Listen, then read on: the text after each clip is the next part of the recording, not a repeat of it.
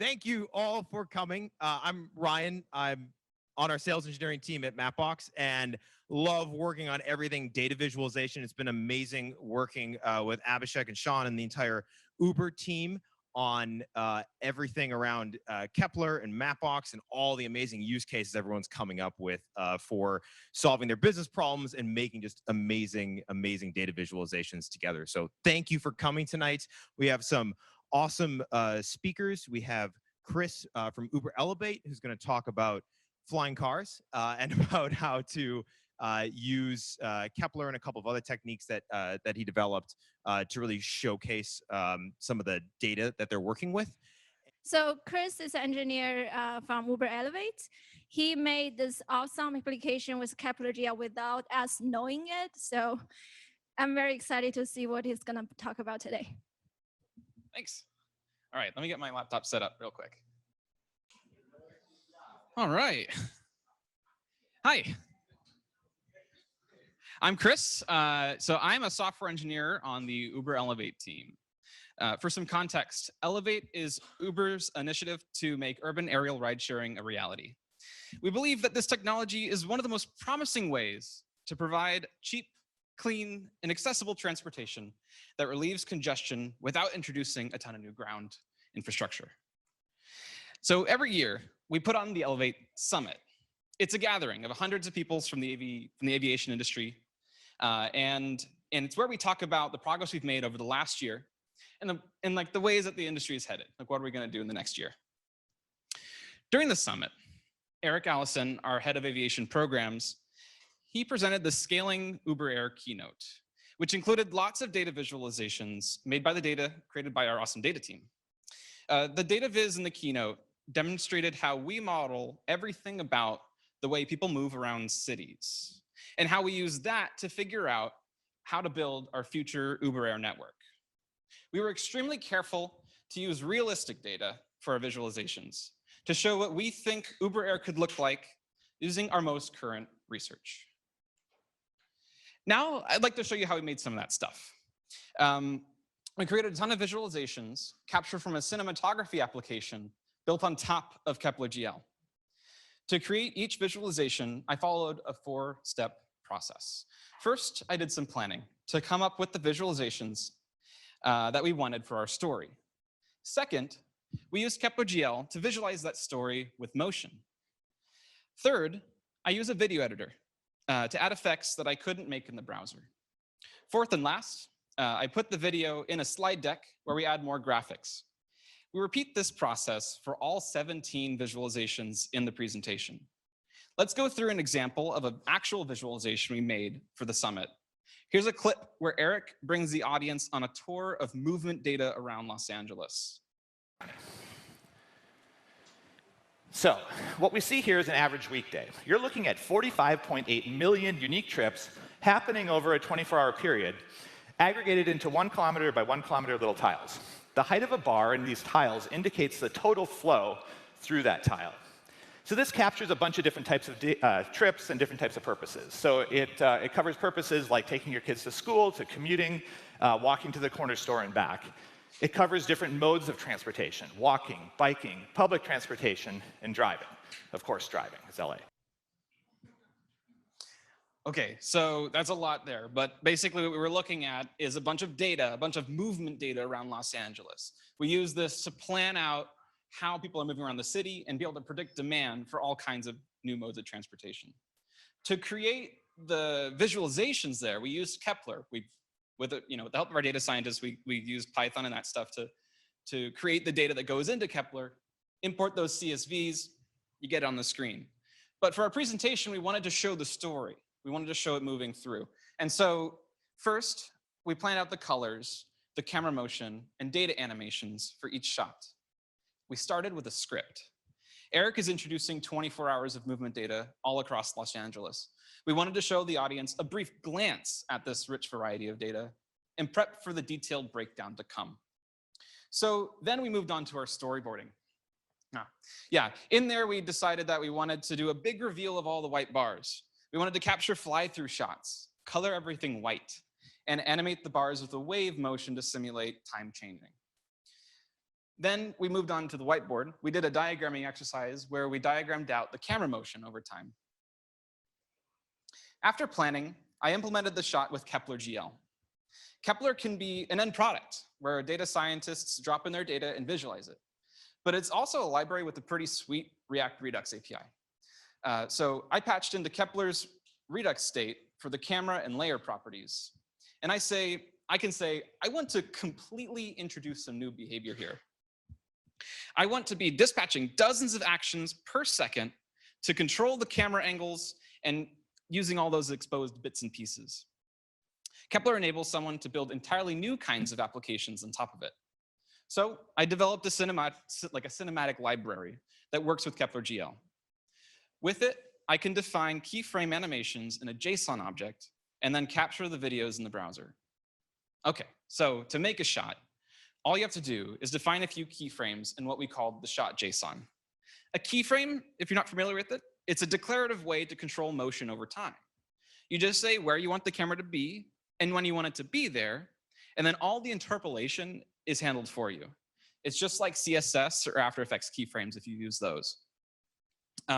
These camera keyframes we used here is for a shot where we started by looking down on LA and then pulling back out to a wide angle over 5 seconds.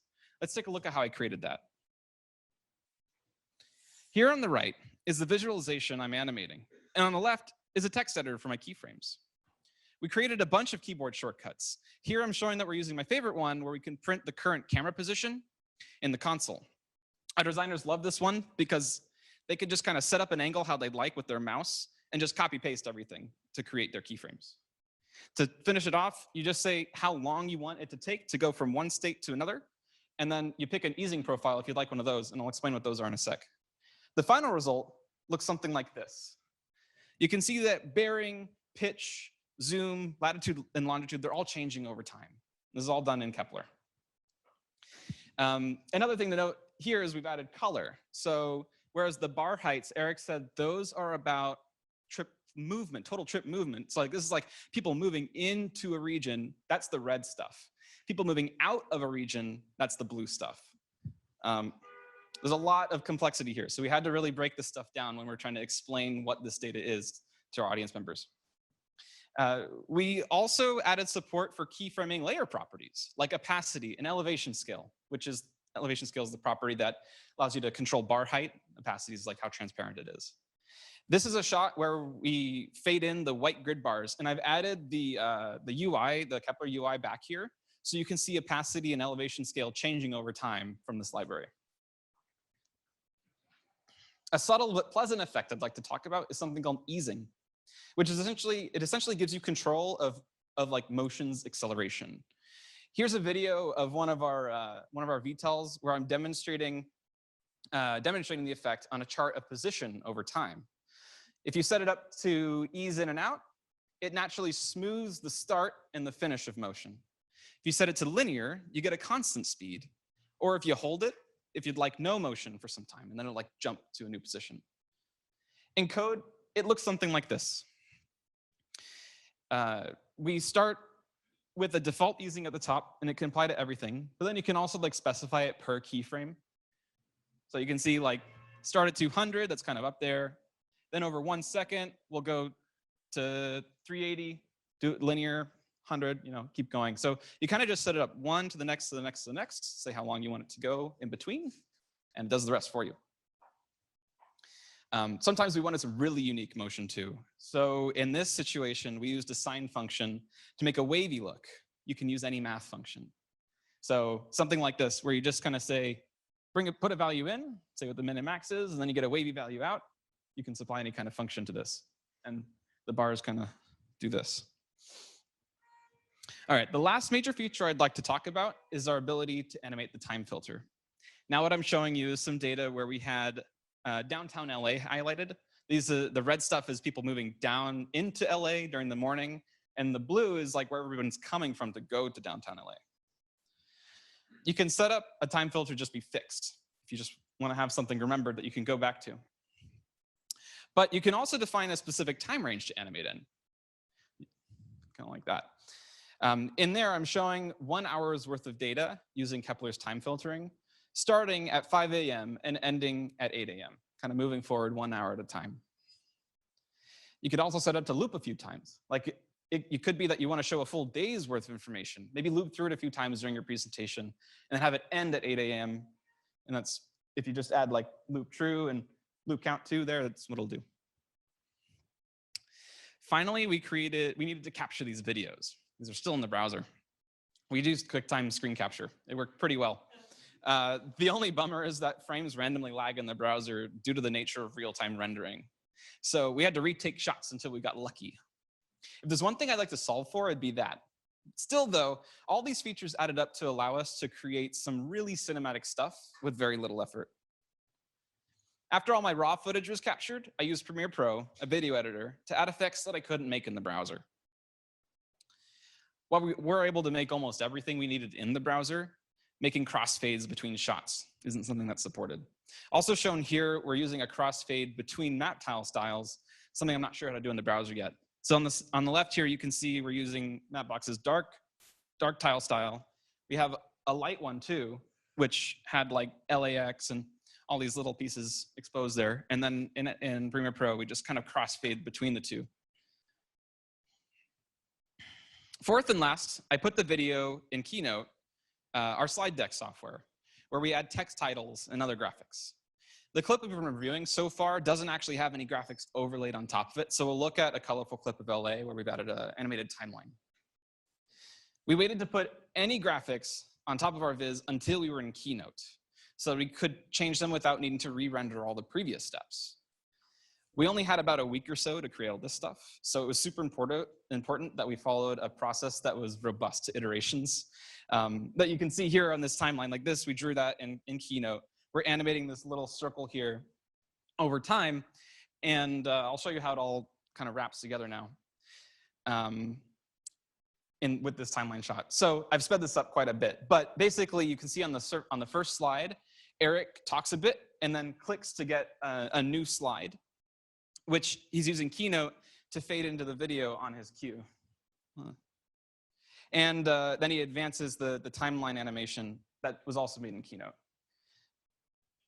Here you can see we again faded into a new video. Now the data source itself is also completely different. We're changing the bar heights based on who's traveling to downtown LA and LAX during the AM rush hour. So you can see we've really patched all this stuff together. Kepler.gl, our cinematic library, a video editor, and Keynote, all to tell a story. Data visualization is a super effective way we've been able to create connections with our audience. It serves as a great visual aid in telling stories about compelling data. We're working on a way to get these features out there too, so you can use this stuff. Thank you. Any questions?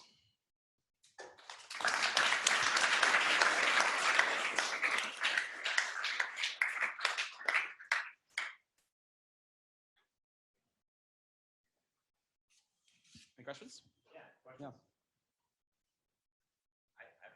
Okay, yeah. So why did you choose to make all of your camera annotations and movements via like a third-party capture software to control the map, as opposed to, you could probably make those same commands from Deck.gl itself, right? Yeah, the camera, are you talking more about the video capture part or the easing functions? Yeah. I wrote all that stuff. So that's kind of the part that didn't exist yet in Kepler, and we needed it. So yeah, all of the stuff with the shot JSON, the easing functions, and all of that was the code that I've written to do all that. I couldn't find anything else online that had done the same thing either. So.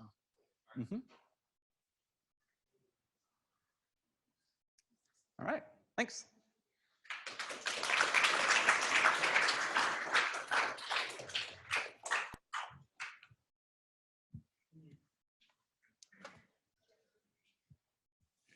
Hey, thanks, Chris.